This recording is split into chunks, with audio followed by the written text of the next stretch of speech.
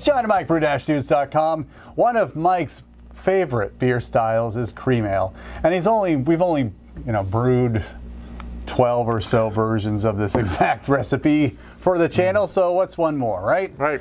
But I think this one he is trying to pinpoint one specific thing in terms of his brewing technique, or at least I wouldn't say recipe formulation, if we can consider water an ingredient. Hey, it's 85+% of the beer. All right, so let's talk about this particular cream ale.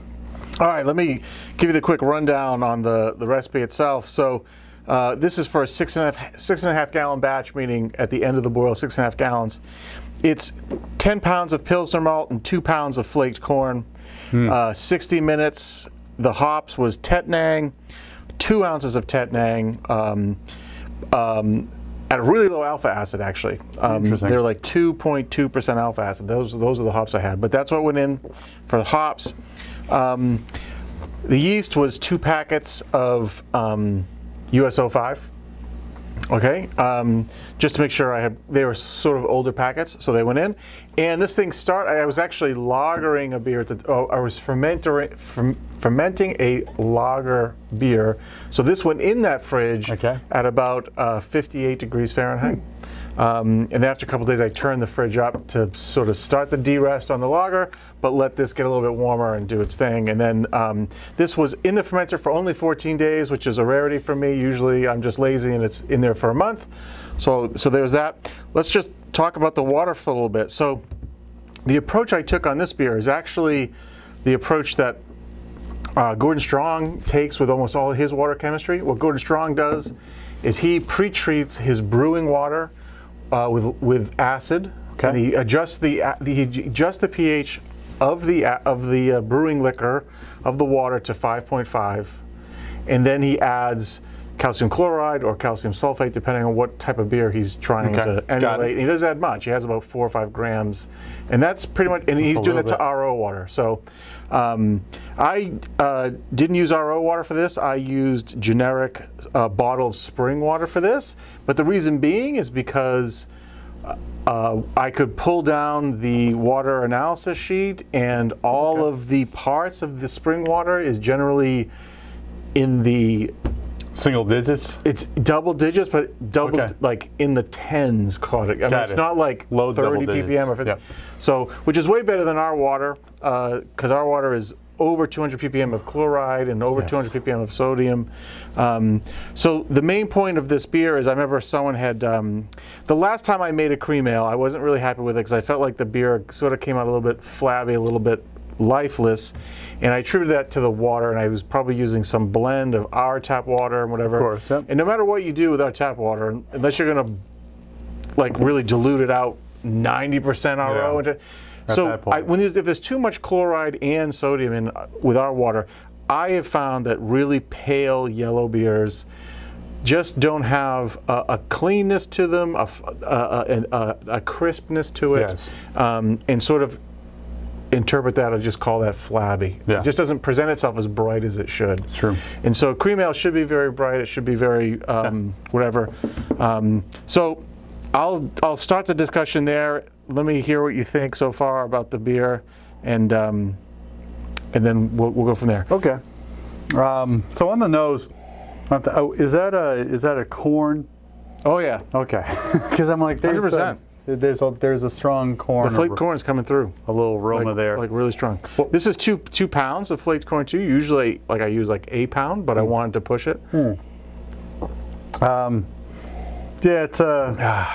it's good. Was that U.S. Tettnang or German Tettnang? I don't remember. U.S. Tettnang, I think. Okay. I have a lager that I think I was using some U.S. Some German, like a German Noble, but a U.S. version of it. Yep. We'll talk about it when when it comes out. Anyway, that's why I wanted to know. In terms of after you get past that, I was just like, no real hop aroma, a little bit of maybe just a hint of the malt. How long has that been in the keg? Just looking at like how. Oh yeah, it's definitely gotten clearer since I put it in the keg. It's been in the keg for about a week, less than a week. Okay, so It's still clarifying for sure. yeah, it's getting there. But it's way clearer than when I put it in when you put it in there. Okay. Persistent head looks good. I would say if your objective was to not have a flabby beer, Yep. mission accomplished. That's certainly not flabby. There is a crispness to it. It's refreshing. It certainly has more of a lager presence than an ale presence. Which would make sense, as it should. I think so. That US-05 did well at the lower temperatures and finished clean. Makes me want to drink more. So, but I would say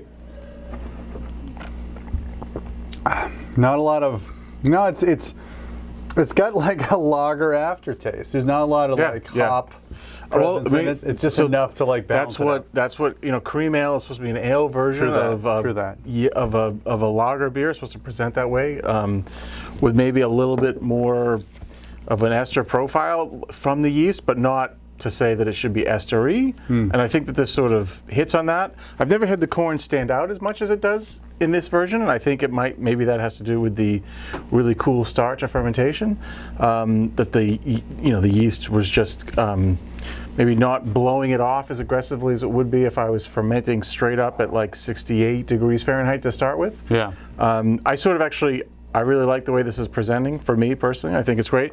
The original recipe, when I originally wrote out the recipe, I was supposed to add about 6 grams of Warrior at 60 minutes. So I was really, but at the end of the day, I realized I had missed that part because of the way Beersmith prints out the stupid recipes. I just wasn't paying attention when I did it. So I put the 2 ounces of Tettnang in because that's what I had, and I realized, man, this is really low alpha acid. Yeah. I said, and then when I tasted the wort sample pre-fermentation, I thought, is there going to be enough bitterness in here or what? So for me, it could use a touch more of a bump in IBUs. This is coming in at like a total of 10 IBUs, which is in the ballpark. But I think it just needs a little bit, another 10 IBUs on top of that, just to balance back a little bit of that corn a little bit on the palate. But otherwise, I mean, it's super drinkable. I think it's a great success that way. And the water thing, I think, really made me happy. The other thing, too, that I started doing, too, with this beer is, using the pH meter and actually checking. So I achieved a pH on this beer on the mash of 5.4, which made me happy. Yep. Like I said, I adjusted the water to 5.5 as close as I could. And I think that method worked out really well. So I got another beer, which we'll drink in a couple of weeks, that I'm using the same method of water adjustment just to play with it in a different way. We'll see how that comes out. That's that lager I mentioned earlier in the video. So anyway, the starting gravity, this was 1054, and it finished at 1009. Okay. So, I mean, mash was great. Everything was great. I mean, I think I view that as a great conversion efficiency and stuff like that. So, it seems like it finished about that. Yeah, pretty good. So, it's a great beer. I like this beer a lot. All right. Came out really good. Well, next week I'm going to bring over a yellow beer just like yours. Awesome. Also using RO water. Also building up that water chemistry. Also using some acylated malt to like get my pH down to where it should be. Yep. Because of the flabbiness. Yep. So we're eliminating the flabbiness. So next month we have a whole bunch of lagers. Are we just going to have a 2-man Oktoberfest or what? We're having a 2-man Oktoberfest. We're just going to sit like eye to eye, like right. You drink your keg and I'll drink my keg, and we'll see who gets there first to the end. That is, well, is the big takeaway for any yellow beer that you want to brew, like don't use your tap water. Use distilled water. I think it means build it up. Know what your tap water is. If your tap water is coming out like bottled spring water, in some places, some people do have really soft water and low mineral content water. That works fine. The question is here is like Czech Pilsner, some of those beers that have got like much harder water.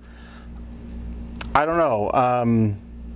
I have found keeping water as simple as possible and thinking about your calcium additions just to push that chloride-ness or that sulfate-ness. Yeah. Always makes excellent beer. Okay. I think I've said this before, but you should tear out all of the pages from any home brewing book you have that talk about water profiles from different countries Or cities because or whatever. it's yeah. baloney. I mean, those are the numbers, but what we understand now is that a lot of those brewers were adjusting their water anyway themselves, right? Either through boiling or adding slaked lime or things like that, which caused a lot of stuff to crash out. So what you're actually tasting isn't necessarily water that's 600 ppm of sulfate and 400, right? Just you know, because we have some high, sodium and chloride content water, and it doesn't always make great beer. So to me, it just seems like much cleaner water makes for a much cleaner tasting beer. And I'm just a big fan of keeping it simple. Yeah. And this new approach that I've been playing with pre-adjusting the water, does sort of take a lot of the guesswork out of it.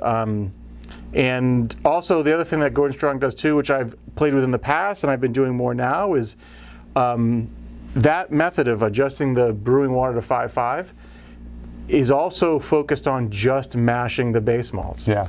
The malts that need conversion. So your crystal malts and your roasted malts and your toasted malts, you hold those in reserve and put those in when you start to recirculate or start to sparge and get the, or what I've been doing is I mash for 40 minutes and then I'll add those things in for the last 20 minutes. Yep. With the recirculation, I get plenty of color, plenty of flavor that way. And if you're not getting enough flavor, it doesn't mean that technique's bad. It means you use a little more. That's all that means. Like people get all sweated out over, well, you don't get as much color extraction.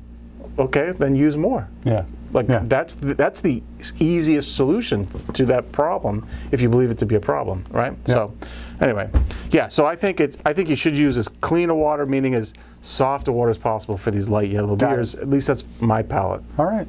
Well, I think that's a good tip. I'm glad that we talked about it. We can talk about other beers and other profiles at some later point. There we go. But for this style, cream ale version number 13, certainly a success in cutting out the flab by using distilled water and building up his chemistry and using Gordon Strong's method, certainly getting his pH in the right place for the mash. All right, so if you like this video, give us a thumbs up. If you like these kinds of videos, subscribe to our channel because we do this kind of thing every single week. For John and Mike, brew-dudes.com, brew on. Cheers.